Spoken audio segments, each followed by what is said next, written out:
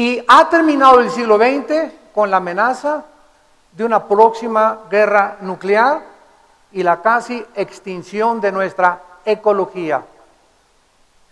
Damas y caballeros, ¿qué cosa ha sucedido con la raza humana después de que hemos visto pasar al siglo XX con tanto avance científico y tecnológico? Y la Biblia nos da la respuesta. El conocimiento de la ciencia ha ensoberbecido al ser humano. Y de ninguna manera estamos en contra de la ciencia. Dios nos libre de tal idea, sino simplemente el ser humano no puede manejar el conocimiento, porque el conocimiento envanece, pero el amor edifica. Además, en este siglo pasado surgió uno de los hombres más locos, psicópatas, neuróticos, esquizofrénicos, maníacos depresivos, sanguinarios y crueles que han existido en la humanidad, llamado Adolfo Hitler. Creo que no habría palabras para describir las atrocidades cometidas por los nazis durante la Segunda Guerra Mundial. Pero el punto a recordar es que el nazismo y las ideas de Hitler no surgieron del vacío, sino que hubo corrientes anteriormente filosóficas y culturales que hicieron posible que la ideología del nazismo pudiera alcanzar a todas las masas. Además, lo más sorprendente es que estas mismas ideas y estas mismas corrientes y filosofías están permeando actualmente las naciones, las universidades de nuestros hijos, y todas estas ideas germinaron en la mente de un solo hombre increíble llamado Friedrich Nietzsche, que nació en 1844 y murió en el siglo XIX, en el año de 1900. Este hombre, Nietzsche, un filósofo alemán ateo, fue el que inventó en una idea loca, en sus libros Así hablaba Zaratustra y los demás que escribió, que el ser humano podía llegar a la supremacía de una sola raza, crear lo que él dijo, un superhombre. Estas ideas fueron absorbidas por Adolfo Hitler, alimentadas por la evolución de Carlos Darwin y por la psicología de Sigmund Freud. ¿Qué les estoy diciendo? Que la psicología, la evolución y el ateísmo son la base y la plataforma de lo que formó el nazismo. Entonces, estas tres bases filosóficas son las que siguen permeando nuestra sociedad y han cautivado a millones de personas y a millones de universitarios y a millones de intelectuales, sin darse cuenta que las ideas de estas personas son las que más daño han causado a toda la humanidad. Por un lado, la idea de Carlos Darwin de que no somos más que el producto de la herencia y el producto del medio ambiente, ha hecho que el ser humano se convierta en un animal, que no somos más que el producto de una selección natural y de la evolución. Las ideas de Freud, que el ser humano es víctima del medio ambiente, y ahora se victimizan en las cortes de justicia a los criminales. Las ideas de Karl Marx, otro judío que fue también ateo, de que el problema es la pobreza y que si el proletariado toma la burguesía, el capitalismo puede progresar y entonces puede realmente evolucionar la humanidad. Cuando pensamos en la Alemania nazi, inmediatamente vienen a nuestra memoria el terrible y monstruoso Holocausto, donde millones de judíos, de niños, de mujeres y hombres fueron torturados, asesinados cruelmente, brutalmente en los campos de concentración y en las cámaras de gases por el famoso gas ciclón. El ser humano, cuando cree que es producto solamente del medio ambiente y de la herencia, pierde totalmente la noción de la dignidad que este libro que tengo en mis manos, que se llama la Biblia, nos dice que no somos el producto de la herencia ni del medio ambiente, ni descendemos de los animales, damas y caballeros. La Biblia dice que fuimos creados a imagen y semejanza de nuestro Creador. Esta es la dignidad que tiene el corazón humano, que somos criaturas creadas, agentes morales, responsables ante Dios. No somos animales que no vamos a dar cuenta a nadie. Somos personas que somos responsables de las consecuencias de nuestras acciones. Y cuando nosotros hacemos a un lado la Biblia y a Dios, absolutamente todo es permitido. Porque cuando no hay Dios y no hay un legislador cósmico de la moral, el hombre se convierte en su propio Dios. Vemos nosotros a continuación que Hitler no desanimó ni amenazó a la gente para que no fuera a la iglesia. Vamos a comenzar a introducirnos al nazismo y a las ideas de Adolfo Hitler, examinando primero lo que es la estructura del gobierno civil. Hitler abandonó el catolicismo muchos años antes. No le importó a él que la gente asistiera a la iglesia mientras no afectara las doctrinas y la filosofía del nazismo. Inclusive Hitler invitaba frecuentemente a los pastores protestantes en Alemania a desayunos y a comidas. Y por supuesto que sus verdaderas intenciones no las reveló inmediatamente. Controló a todos los que se opusieran mediante la intimidación y rebajándoles los salarios. Los pastores dependían de la economía del nazismo. La Navidad, Hitler la convirtió en una festividad pagana y la cambió del 24 de diciembre al 21 de diciembre, que es la fecha del solsticio del invierno, y en 1938 prohibió la palabra Navidad. Prohibió las oraciones, los crucifijos en las escuelas y sacó a todos los niños de las iglesias para que fueran absolutamente adoctrinados por el Estado. Cuando algunos pastores le preguntaron por qué había hecho estas cosas, Hitler contestó: porque un Dios que se llama el cristianismo no puede dominar al otro Dios que se llama el nazismo. ¿Cuál es el papel, damas y caballeros cristianos que nos acompañan de cualquier denominación en esta mañana, el papel de la iglesia ante un gobierno así? ¿Qué hubiéramos hecho nosotros? ¿Podríamos adelantarnos a juzgar precipitadamente a la iglesia en los tiempos de los nazis? ¿Qué es lo que la Biblia dice respecto a la forma como debemos de reaccionar los cristianos ante un gobierno totalitario, ante un gobierno tiránico, ante un gobierno opresor? Bueno, la Biblia nos muestra claramente en el libro de los Salmos, capítulo 37, que nosotros podemos cometer un error cuando reaccionamos de una manera equivocada. Y cuando nosotros somos amenazados o cuando existe la tiranía de un gobierno, podemos nosotros, con enojo, con frustración y con deseos de venganza, iniciar una revolución. Muchos me han preguntado, teólogos en Sudamérica, ¿pueden los cristianos ante un gobierno totalitario iniciar una revolución o unirse a revolucionarios?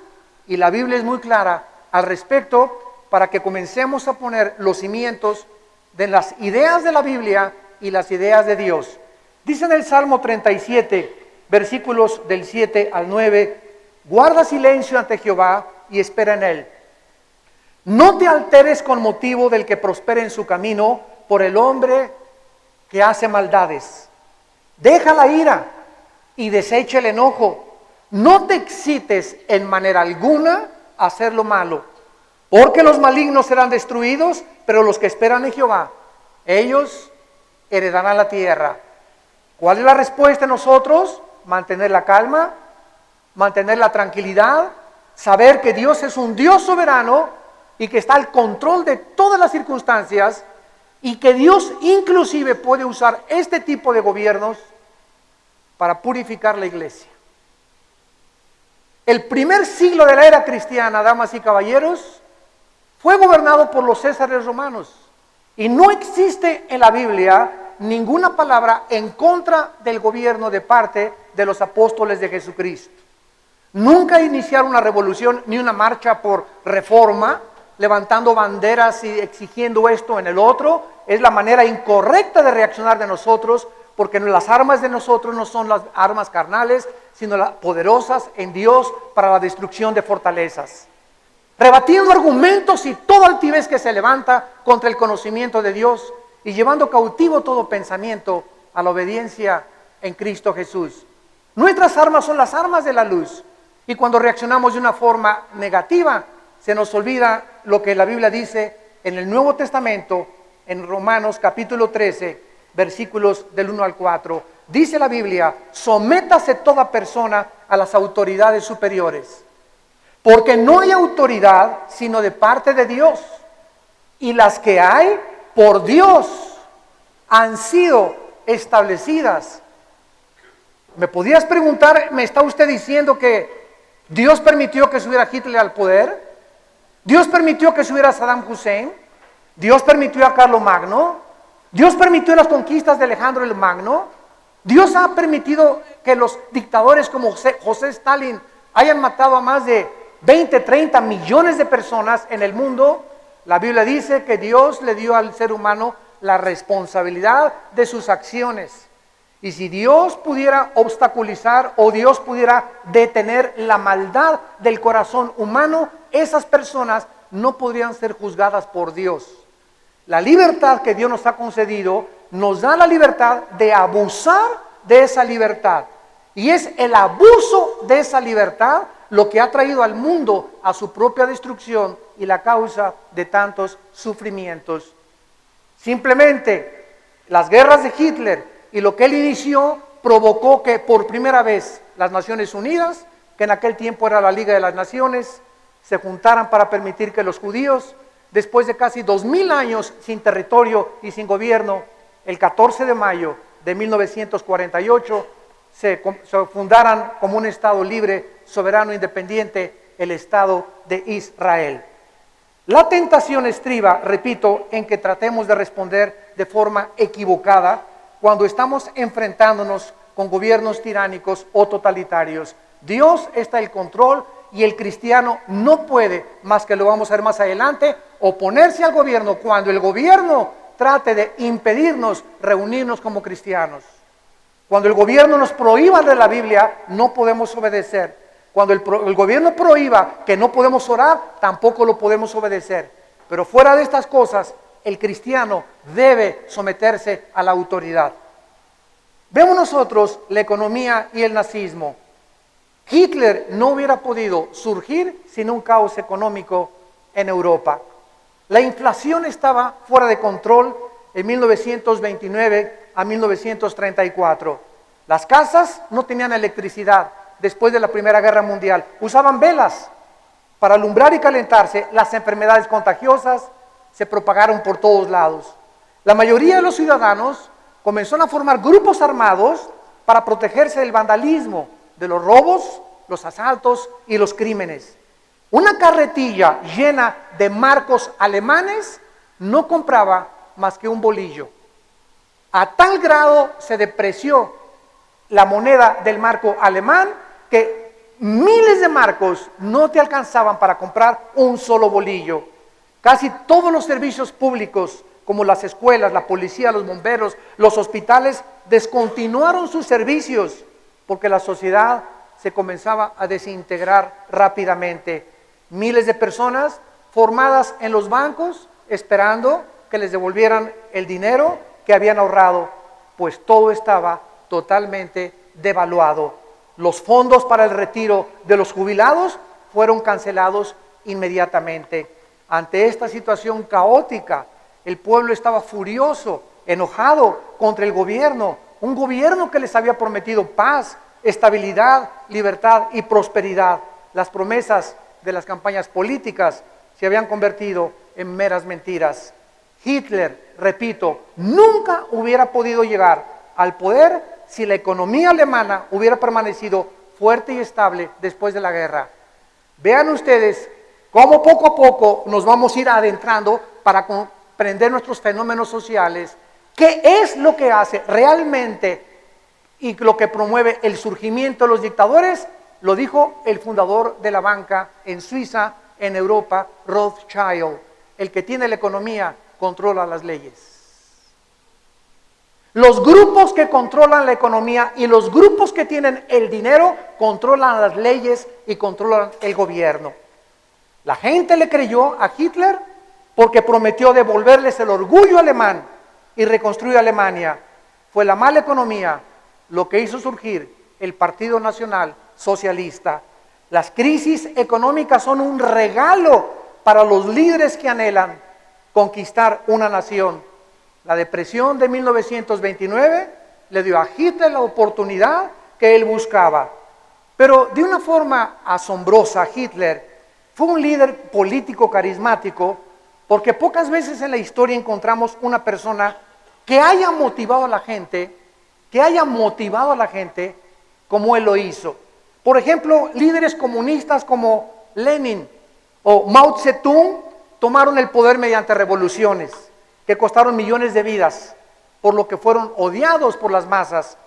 Hitler subió al poder a través de la democracia. Adolfo Hitler subió al poder a través del voto popular. Todos creyeron que era el Mesías de Alemania y que el Tercer Reich duraría 1000 años. Cuando Winston Churchill, primer ministro de Inglaterra, en 1937 comenzó a oír y a observar a Hitler, dijo en sus memorias: este hombre es de lo más asombroso de la historia, pero el más diabólico que he conocido. Vemos más adelante no solamente esta economía que hizo que Hitler surgiera al poder, sino que también Hitler revive la colapsada economía en 4 años.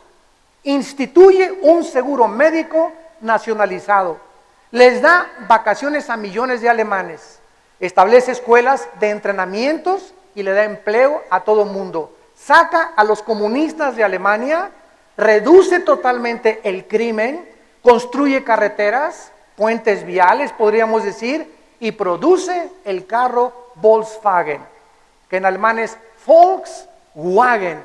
Volks en alemán es pueblo, Wagen es coche, el coche del pueblo. Es lo que significa la palabra Volkswagen.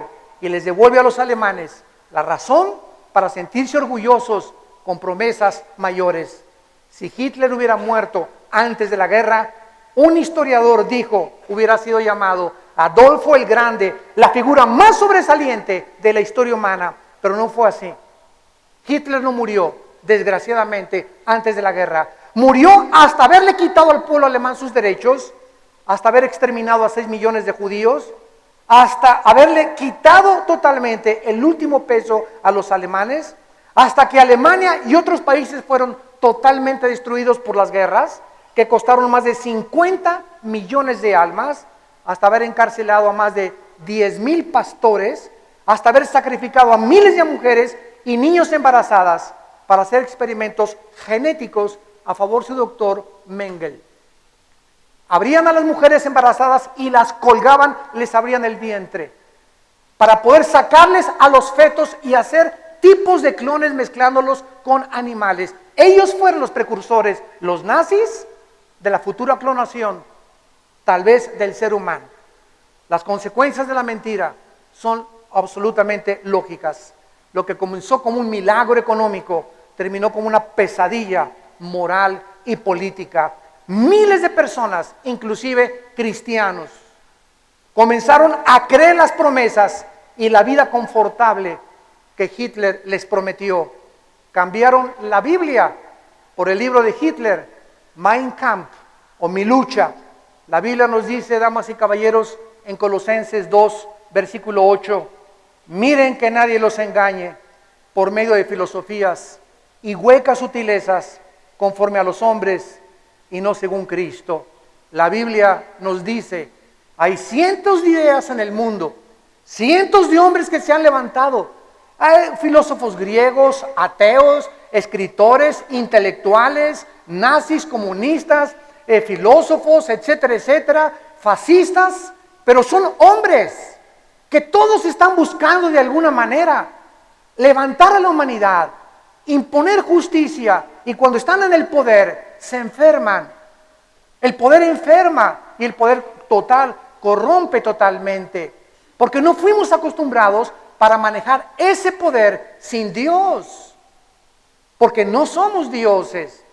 Y la única idea que existe acerca de lo que es el ser humano, de dónde viene el ser humano, quiénes somos y a dónde nos dirigimos, viene de la Biblia.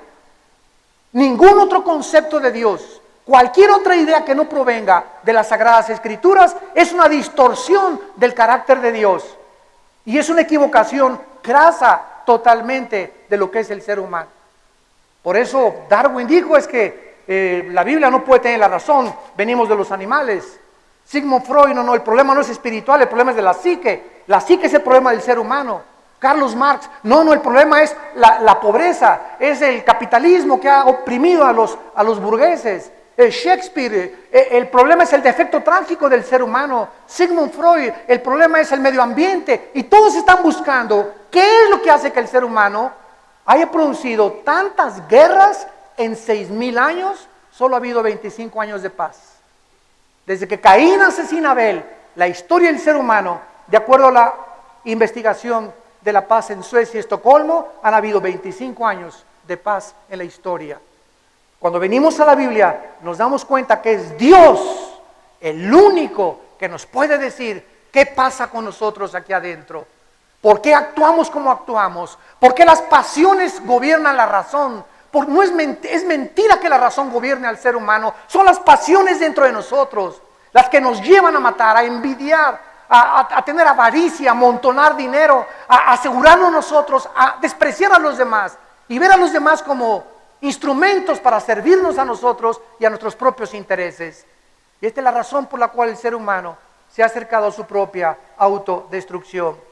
Sin embargo, todos los cristianos en la antes de la Segunda Guerra Mundial, que permanecieron fieles a Dios y a Jesucristo, fueron muertos, fueron enviados a los campos de concentración, porque ellos recordaron las palabras de un hombre llamado Jesucristo, que dijo en Marcos capítulo 8, versículo 35, el que quiera salvar su vida la va a perder. Si tú quieres salvar tu vida por el interés económico, por los intereses sociales, por quedar bien con tu familia, porque tu soberbia intelectual te impide aceptar que has estado equivocado, tu vida la vas a perder. Pero el que pierda su vida, dijo Jesús, por causa de mí, porque muchos creemos que al entregarnos a Cristo estamos perdiéndonos de diversiones, el cristiano debe ser aburrido, el cristianismo no puede hacer esto, ni esto y esto y esto. Estas son mentiras que no existen en la Biblia. Es una distorsión de la perspectiva cristiana. Cristo nos vino a dar vida y vida en abundancia, a bendecir nuestro matrimonio, nuestros hijos, a darnos salud mental, a darnos seguridad, a darnos esperanza, a tener la esperanza de que este cuerpo está completamente deteriorándose y que nos espera la vida eterna. Mi paz les dejo, dijo Jesucristo, mi paz les doy. Nadie ha hablado como este hombre, y si no es Cristo, ¿quién es? Si no es Jesús, ¿quién es? ¿Buda? Zoroastro, Hare Krishna, Mahatma Gandhi, Demóstenes, Octavio Paz, William Shakespeare. Como dice Pablo, tráeme tu gallito. Dime el hombre que me quieras traer en este momento. ¿Quién es tu ídolo? ¿Quién es el hombre que más admiras? Y ponlo junto con Jesucristo. Jesucristo lo hace polvo. Jesucristo, las palabras de Él, su filosofía, sus ideas de Él, no podían ser de un hombre común y corriente. Al decir yo soy el camino, la verdad y la vida, nos estaba mostrando que si Él no era lo que Él dijo ser, ha sido todavía 10 veces más loco que Adolfo Hitler. Pero su resurrección nos prueba que Él verdaderamente era el Hijo de Dios. ¿Cuántos?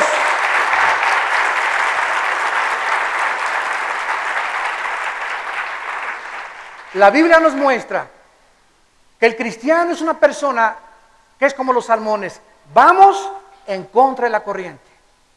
La corriente que está ahorita en el mundo es la corriente de la depravación sexual. La depravación de el que no roba, el que no tranza, no avanza. La corriente del que si no tienes amigos influyentes nunca vas a avanzar.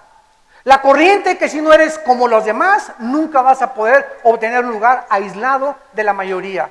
Es una corriente tremenda contra la que el cristiano tiene que luchar.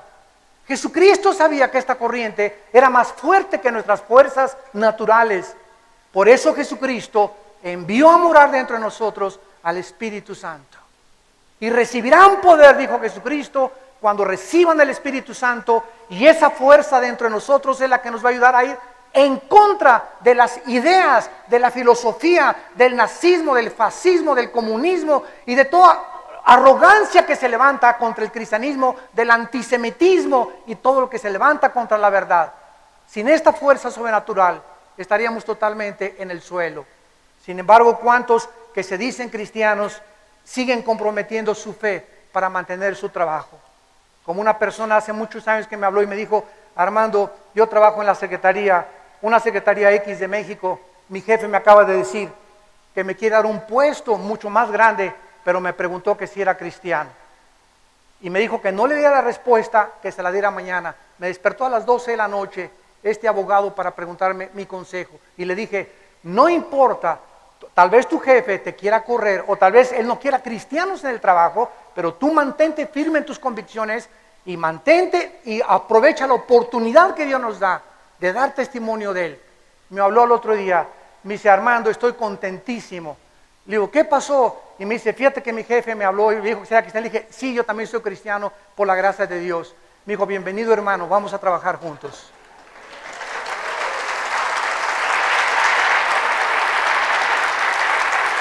Dios nos prueba. Dios prueba la fe. Y es precisamente ante estas circunstancias donde nosotros manifestamos el calibre de lo que estamos hechos. Dice en 2 de Timoteo capítulo 1, versículo del 7 al 8, porque no nos ha dado Dios espíritu de cobardía, sino de poder, de amor y dominio propio. Y le dice Pablo a Timoteo: por tanto, no te avergüences de dar testimonio de nuestro Señor ni de mí. Preso suyo, participa de las aflicciones en el Evangelio según el poder de Dios. Y dice el versículo 12, por lo cual asimismo, dice el apóstol Pablo, padezco, pero no me avergüenzo. No me avergüenzo porque yo sé a quién he creído y estoy seguro que es poderoso para guardar mi depósito en aquel día. Cuando un hombre tiene convicciones y cuando un hombre va en contra de la corriente, esas personas, la misma sociedad, los admira. Pero cuando tú dices que eres algo y viene la prueba para demostrar que eso algo que tú dices no lo eres, la gente te acaba despreciando y burlándose de ti. Tenemos una oportunidad en este siglo XXI que tenemos de mantenernos firmes en nuestras convicciones y de ir en contra de todo aquello que se levante contra el conocimiento de Dios. Es mejor morirse de hambre por hacer la voluntad de Dios que convertirse en un cristiano engordado por haber escogido las ofertas del mundo y haber negado el camino de la cruz. Veamos ahora el poder de la ley en el nazismo y la relevancia que tiene la ley en toda sociedad. Las leyes, abogados que nos visitan, diputados que nos visitan, damas y caballeros, las leyes reflejan la agenda, las prioridades y los valores de una nación. Las leyes que legisla y que emite un gobierno es el reflejo de las prioridades, de la agenda y los valores de esa nación. En la Alemania nazi, la religión se privatizó y se separó el gobierno de Dios. Las leyes que Hitler dictó fueron arbitrarias para establecer un estado totalitario. La proclama nazi era la siguiente: Hitler y el partido nazi es la ley. La ley y el Führer son lo mismo. El bien y el mal van a ser determinados por los nazis y no por la sociedad. Escuchen las leyes de Nuremberg. 15 de septiembre de 1935, antes de que comenzara la guerra, lo que hizo el Partido Nacional Socialista. Estas leyes estipularon confinar a los judíos a un estado de sujetos y no ciudadanos alemanes. Se prohibieron los matrimonios entre arios, o sea, alemanes, y judíos. Se prohibió que los judíos compraran o vendieran absolutamente nada. Se declaró a los judíos que no eran humanos. Los judíos eran subhumanos, parásitos, ratones que necesitaban exterminarse porque ellos eran los culpables del crecimiento económico del mundo entero. Esto gracias a un libro, ¿verdad?, de los protocolos de las hijas de Sión. que comenzó el antisemitismo y envenenó las mentes en Europa. Se declaró que los judíos eran la tuberculosis de la nación. Exterminar a los judíos ya no era asesinato ni genocidio, sino eliminación sin juicio por causa del partido nazi. Quitarles a los judíos sus propiedades no era robar, era expropiar. Asesinarlos no era un crimen, era simplemente eliminar por causa del partido. La traición fue considerada y definida como cualquier cosa contraria a la voluntad y propósitos del Tercer Reich. Criticar al partido nazi o hablar mal del partido nazi en cualquier área pública era traición y pena capital. La libertad de prensa era traición.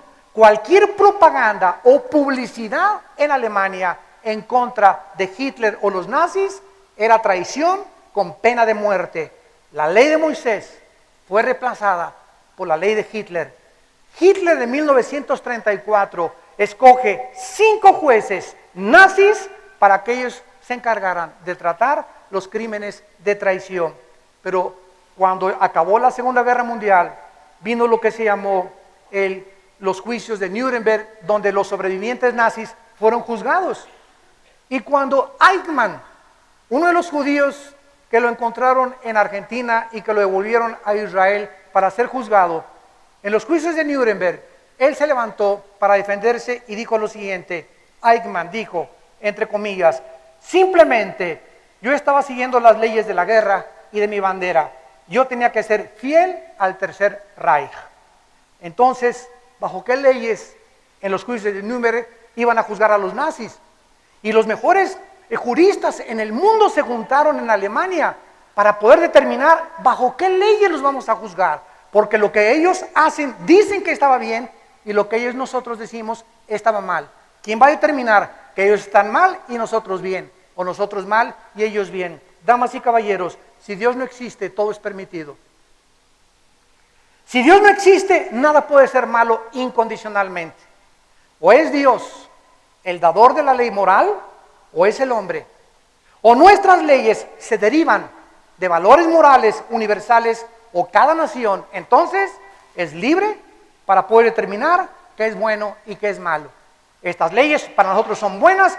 Legislar el homosexualismo es bueno, legislar los matrimonios gays es bueno, entonces no significa que porque sea legal sea moral. Entonces, una nación puede legislar y puede determinar, es legal el matrimonio gay, pero no significa de ninguna manera que ante los ojos de Dios sea algo moral, porque las leyes morales las dicta Dios. No somos dioses para nosotros decir qué es bueno y qué es malo. En 1973, la Corte de Justicia en los Estados Unidos de Norteamérica dictaminó legal el aborto en 1973. Sin embargo, es verdad que una corte puede hacer el aborto legal, pero no lo puede hacer moral, como acabamos nosotros de decir. Ahora, muy bien, ante esta situación relativista en la que vivimos, pues para ti es bueno, para mí es malo, cada quien puede hacer lo que quiera. Yo puedo tener la filosofía, este es mi estilo de vida, no te metas con mi vida. Ante este relativismo en el que la humanidad se está hundiendo, ¿qué cosa podemos esperar? Escuchen esto, en los próximos años o meses de nuestras cortes de justicia en la mayor parte de las naciones. Les voy a dar algunos ejemplos de las conclusiones que ya están llevándose a cabo en varias naciones, sin mencionar cuáles, y que ya están siendo legisladas y aprobadas por los gobiernos. Criminalizar cualquier expresión pública de religión, especialmente el cristianismo. Esto incluye penas graves para reuniones públicas, expresiones de religión en las escuelas. En las escuelas, prohibidos los crucifijos. En los lugares de trabajo, oficinas de gobierno, en centro de diversión o espectaculares. O sea, ya hay naciones donde tú vas a trabajar y si traes una cruz, te la hacen quitártela. Hay lugares donde se prohíbe en las escuelas que los niños entren también con un escapulario o con una cruz colgando. Número 2, ya se considera como delito hablar o criticar públicamente el homosexualismo, condenar la violencia verbal contra los musulmanes, aún en las iglesias y sinagogas. En otras palabras, cualquier persona que públicamente critique a los musulmanes en privado o en público es considerado traición al Estado. Las escuelas podrán castigar legalmente a los estudiantes que no participen en las celebraciones y festividades homosexuales.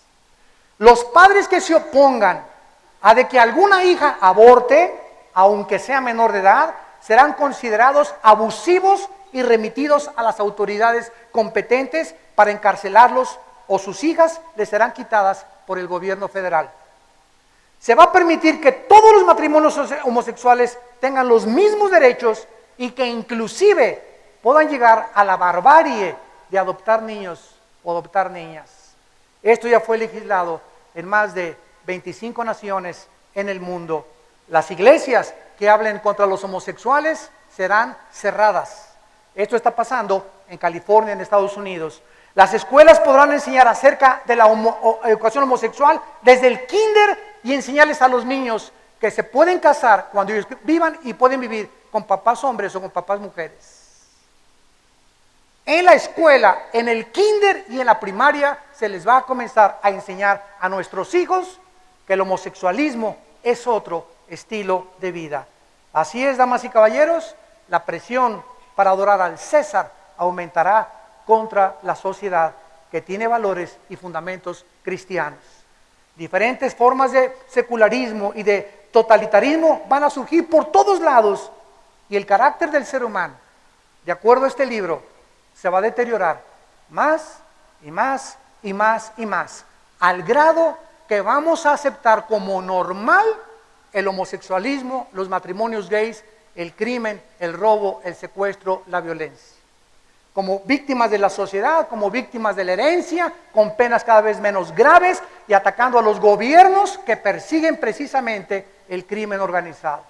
A ese grado está llegando la sociedad, donde se nos está tratando a través de las revistas famosas, donde salen las historias de las bodas más famosas, ya los cantantes famosos con su esposo y con sus hijos adoptados, y la gente lo toma como normal. Vas a ver en un café en Vips, dos mujeres besándose, dos hombres besándose, y ya estás programado para aceptarlo como normal. Y si tú te opones contra ellos, te pueden arrestar o te pueden demandar por violencia verbal. Este es el grado de insensibilidad a la que la sociedad está llegando sin que nos demos cuenta. En 2 de Timoteo capítulo 3, el apóstol Pablo le escribió a Timoteo advirtiéndonos a dónde iba a llegar la sociedad antes de que Cristo regresara. Dice 2 de Timoteo 3, debes saber esto, que en los últimos días vendrán tiempos peligrosos. Vendrán hombres amadores de sí mismos, avaros, vanagloriosos, soberbios, blasfemos, desobedientes a los padres, ingratos, impíos, sin afecto natural, implacables, calumniadores, aborrecedores de lo bueno, traidores, impetuosos, infatuados, amadores de los deleites más que de Dios, con apariencia de San Anselmo, con apariencia de bondad, como la tenía el más grande terrorista del siglo XX, Osama Bin Laden. Tú veías la cara de Osama Bin Laden y parecía San Crisóstomo. ¿No hubieras imaginado que esa cara que él tenía, a una foto de él le pones un marco y le pones una veladora y parece un santo? No tenía así una cara como Al Capone o como Hussein, mal encarado, no, tenía una mirada así transparente. ¿Quién podría imaginarse que detrás de esa mirada aparente de piedad, de ángel de luz, se escondía un principado demoníaco? Apariencia de piedad. Cada vez habrá más personas a nuestro alrededor con una cara que no es lo que ellos proyectan, con una personalidad engañosa. Muchachas, cuídense de esos muchachos que traen cara de John Travolta. Y también muchachos, cuídense muchachas solamente por lo bonito, ¿verdad? Tenemos que ver a través del tiempo. Toma 6 meses, 1 año, 2 años para conocer y para aprender a conocer a una persona. No podemos conocer tan rápidamente a la gente. La mayor parte de la gente no es lo que dice ser.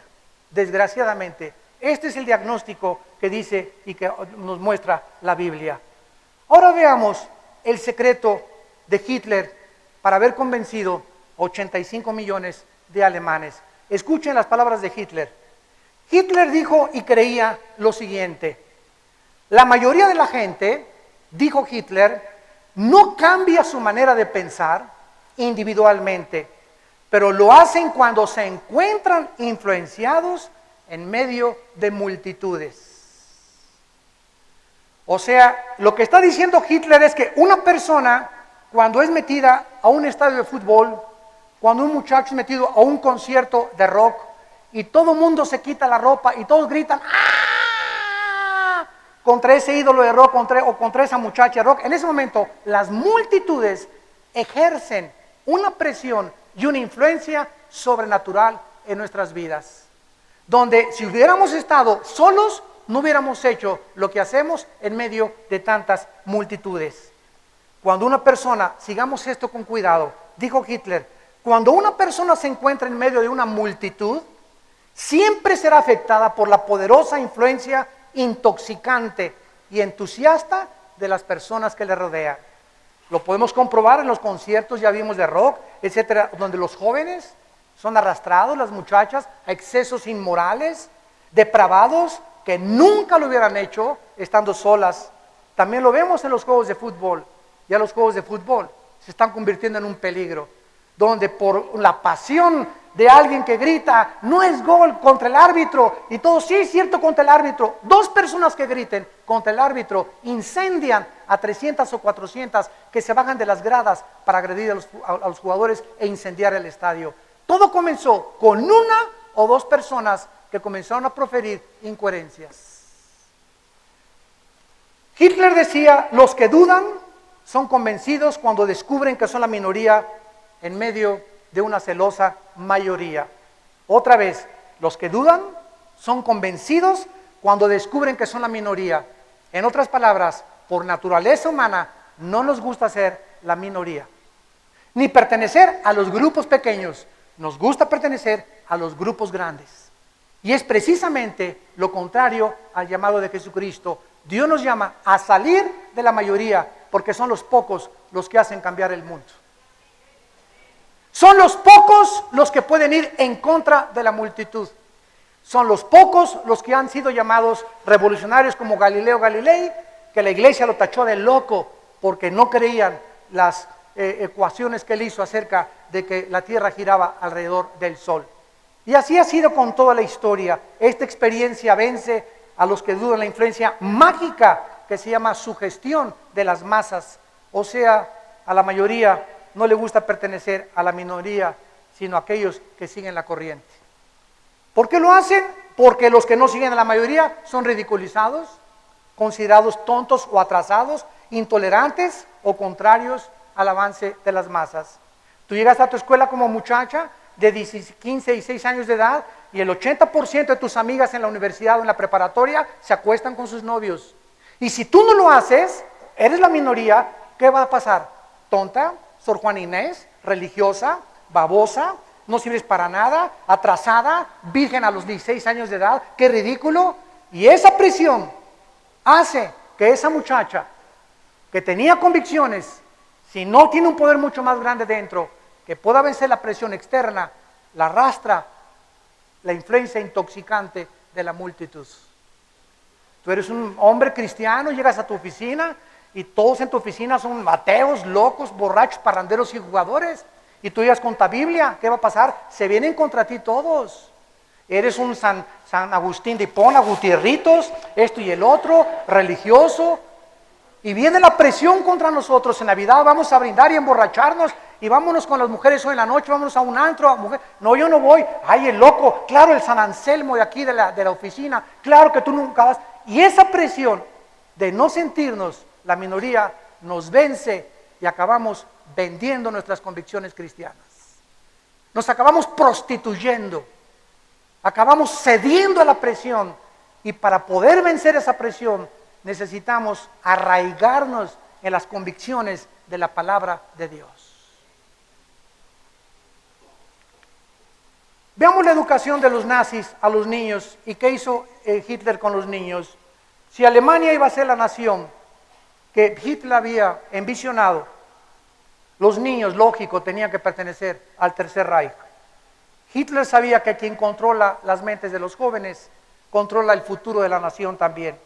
A los padres se les dio a conocer sus límites de responsabilidades con sus hijos, y si no cooperaban, los hijos podían demandar a los padres y los nazis venían y arrestaban a los padres. Imagínense a los niños que su naturaleza es: papá, me pegaste, te voy a acusar con el gobierno. Y ya existe eso en los niños, ¿verdad? No, tú no me puedes pegar ni porque te acuso con Hitler, te acuso con el gobierno, te acuso con el maestro, y los maestros eran nazis. Hitler se aprovechó de eso para enseñarles a los niños que tenían que estar viendo películas continuamente. Los niños en todas las escuelas veían películas que presentaban a los judíos como ratones, parásitos, subhumanos, innecesarios y como una carga de la humanidad. Se prohibían los matrimonios de los judíos porque era contra natura.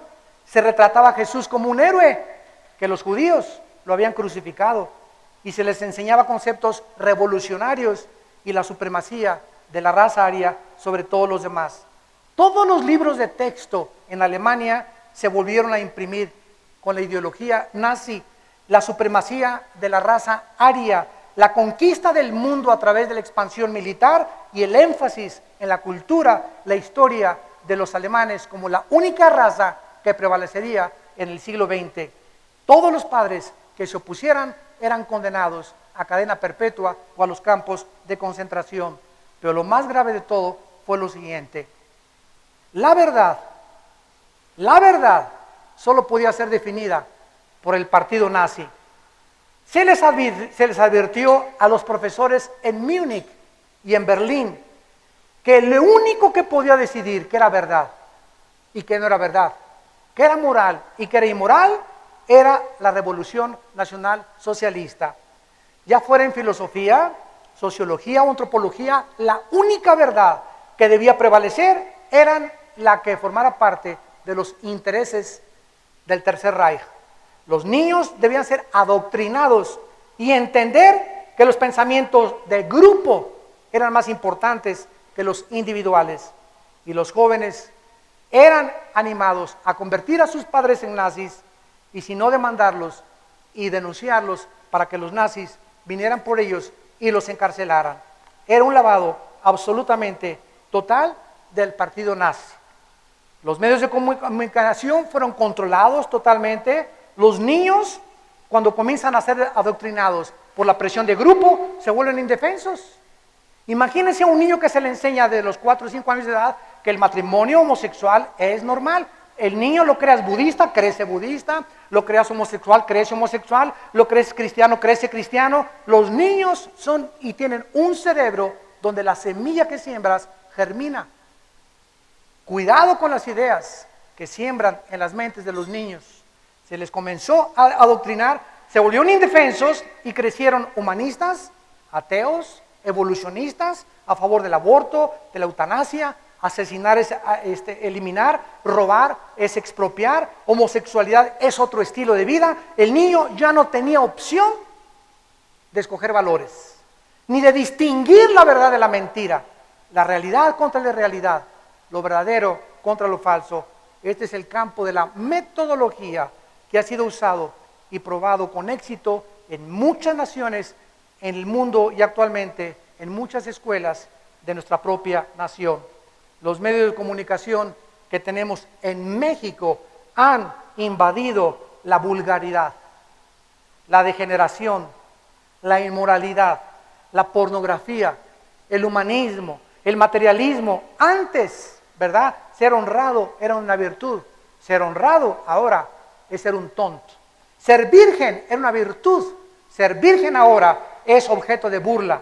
El crimen ya no es eliminar. El crimen ya no es asesinar, es eliminar por causa de una causa filosófica. ¿Cuál es el resultado? Damas y caballeros, que el matrimonio pierde su santidad. El objeto es la familia. Dios instituyó el matrimonio como el fundamento y la piedra angular de cualquier sociedad.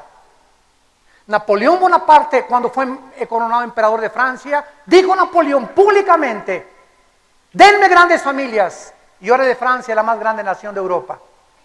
Porque la familia es el cimiento de una sociedad. La sociedad está formada por familias, las naciones están formadas por familias. Cuando la familia se desintegra la sociedad. Y el ataque es precisamente dividir a la familia. Crear y ponerte imágenes fantasiosas de mujeres más bonitas que tu esposa para que cometas adulterio. De hombres, actores y de hombres en telenovelas que te enamores de ellos, que son fantasía y puras marihuanadas. Fantasías irreales, burbujas de jabón, que por todos lados crees que son reales y les haces así y desaparece. No es cierto eso no es la realidad. La realidad es que tienes a tu esposa gordita, chaparrita, bonita contigo, junto a ti, o a tu calvo, chaparro, esposo que tienes junto a ti. Y no será John Travolta ni será Rambo tampoco, pero es tu esposo y el padre de tus hijos. Y si ustedes permanecen juntos, Dios los bendice. Dios los bendice.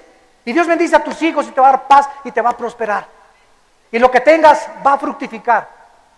¿Por qué? Porque la familia es por aquello también por lo cual Cristo dio su vida en una cruz. En la cruz, antes de morir, en sus sufrimientos, le dijo a su madre María: María, ahí está tu hijo, Juan. Juan no era hijo de María. Y le dijo Juan: Juan, ahí está tu madre. Aunque no había una relación consanguínea entre los dos, Cristo estaba formando la familia también cristiana desde la cruz. Porque es el tesoro más grande que Dios nos ha dado, la familia. Y debemos luchar por nuestras familias. Y lo que queremos hacer es precisamente mantener los valores de la familia en México y en el mundo entero. Antes de que seamos derrumbados por la sociedad.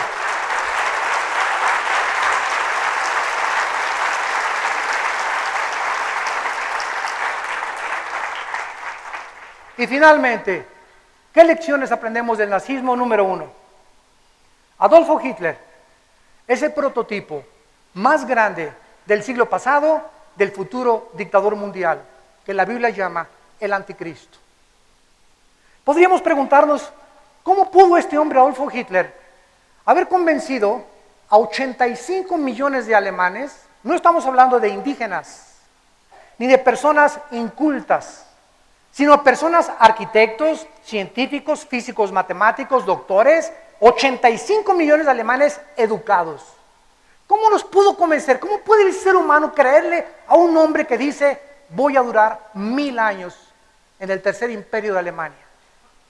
¿Qué fue o qué cosa sobrenatural opera en el mundo para que pueda el ser humano creer y entregarse apasionadamente a un líder y creer que un hombre o el futuro presidente de México, el futuro presidente de Estados Unidos o de cualquier parte del mundo, enfocar que ese hombre puede sacarnos y al país y a la familia del atolladero y salvar la sociedad?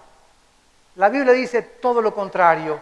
En la segunda carta a los Tesalonicenses, capítulo 2, el apóstol Pablo nos explica este poder invisible que opera en el mundo espiritual. Dice segunda de Tesalonicenses capítulo 2, versículo 7, que ya está en acción el misterio de la iniquidad. Solo que hay quien al presente lo detiene, hasta que él a su vez se ha quitado del medio, y entonces, hablando del anticristo, se va a manifestar aquel inicuo, a quien el Señor matará con su espíritu de su boca y destruirá con el resplandor de su venida. Inicuo cuyo advenimiento, o sea, el anticristo, va a aparecer en el mundo no con poderes humanos. Ningún ser humano tiene poderes naturales. Nada de que yo doblo cucharitas y que tengo la telepatía y que puedo adivinar el futuro. Cualquier poder extrasensorial o paranormal, escucha y abre tus oídos, que tú puedas creer que tienes por naturaleza, viene de Satanás o de Dios. No todos los milagros ni todo lo sobrenatural es de Dios. Hay un poder en el mundo que energetiza la mente de los gobernantes del pueblo para envolverlos y nublar su razonamiento y llevarlos al matadero cuando siguen a esos falsos mesías. Dice la Biblia, versículo 11, Dios les envía un poder engañoso, ahí está, para que crean la mentira, a fin de que sean condenados todos los que no creyeron a la verdad, sino que se complacieron en la injusticia. Damas y caballeros, en la Biblia solo hay dos caminos. O creemos la verdad de Dios en Jesucristo su Hijo, o creemos que Él es el Hijo de Dios, que bajó del cielo hace 2000 años a dar su vida en una cruz y dar su sangre para perdonar nuestros pecados, y que Él es la luz del mundo y la resurrección y la verdad y el camino y la vida, o creemos que realmente no fue lo que Él dijo y seguimos cualquier otra filosofía, cualquier otro líder, cualquier otra mentira. Y el momento que el ser humano rechaza la luz, dice la Biblia, quedas bajo la influencia de un poder que no lo ves, que opera espiritualmente, que te comienza a envolver el cerebro, tus pensamientos, y comienza a convertirte en una persona anormal. Ya no actúas anormalmente. La soberbia comienza a coronarte, comienzas a creer que eres Dios, haces tus propias leyes, tus propios mandamientos, crees que tú puedes ser padre de familia, que puedes formar un matrimonio, que puedes salir adelante sin Dios. ¿Por qué lo crees? Porque has sido engañado al haber rechazado la luz. Y estas tinieblas están envolviendo al mundo más y más. Y el mundo está yéndose al despeñadero como el Titanic. El Titanic se hunde, ja, ja, ja, jo, jo, jo, ji, ji, ji, y ya estaba el barco inclinando sobre su proa cuando seguía la fiesta, hasta que dieron cuenta de la realidad, que estaban a pocos minutos de enfrentarse a la eternidad. Damas y caballeros, de acuerdo a la Biblia, el mundo se está hundiendo. El mundo es como el Titanic, está a punto de hundirse. Vienen juicios muy grandes en la humanidad. Vienen juicios terribles contra los seres humanos. Y no le eche la culpa a Dios, es nuestra rebelión haber violado las leyes y los mandamientos del Altísimo. Y todos aquellos que creyeron la mentira serán condenados y serán llevados con un poder engañoso y van a adorar al anticristo. Y si tú lees Apocalipsis capítulo 13, ahí vas a encontrarte que la gente, cuando el anticristo surja con poderes sobrenaturales, creerán que Él es el Mesías que la humanidad estaba esperando. ¿Cuántos de ustedes en esta mañana quisieran abrir su corazón a la verdad del Hijo de Dios? ¿Cuántos de ustedes quieren salir por esa puerta exactamente como entraron? ¿Confundidos con tus propias leyes en tu vida? ¿Tú dictando tus normas morales? ¿Tú decidiendo lo que es bueno y lo que es malo? Creyéndote y tomando el lugar de Dios. Este es el espíritu que se está moviendo en el mundo, un espíritu anticristiano. La Biblia llama el espíritu del anticristo. Todo lo que va en contra de Cristo es el espíritu del anticristo. Pero tú puedes en esta mañana ser librado de este espíritu y recibir el espíritu de Dios y arrodillarte en esta mañana y pedirle perdón a Dios por tu vida, porque en la sangre de Cristo hay perdón de pecados. Les pido por unos instantes que inclinen su cabeza, los que gusten, y le digan a Dios con todo su corazón, con toda sinceridad, estas palabras que salgan de las fibras más íntimas de tu alma. Te doy gracias, Señor mío y Dios mío, por haberme permitido oír, escuchar que tu Hijo es el único mediador entre tú y nosotros, el único Salvador, el único ungido, el único Mesías que existe. No hay nadie más que tú, Jesús, que diste tu vida en mi lugar, en una cruz. Señor Jesucristo, te reconozco como el Dios de mi corazón y que en mi lugar moriste y tomaste mis pecados, pagando con ellos con tu sangre preciosa.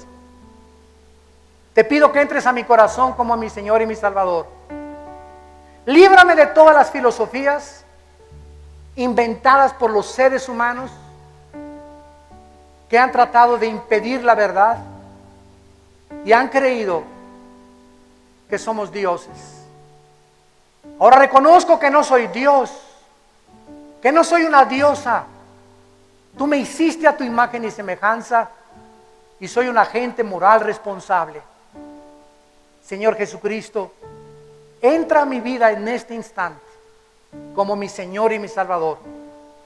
Quítame las vendas que tengo en mi mente y haz resplandecer la luz de tu justicia y de tu verdad en mi corazón, porque te quiero seguir con pasión y con fuerza, porque es lo único que puedo hacer para poder decir que tengo la vida eterna. Te doy las gracias porque a los 3 días resucitaste de entre los muertos para darme la esperanza en este momento de que yo volveré a vivir contigo. Gracias, Señor, en tu nombre precioso. Amén.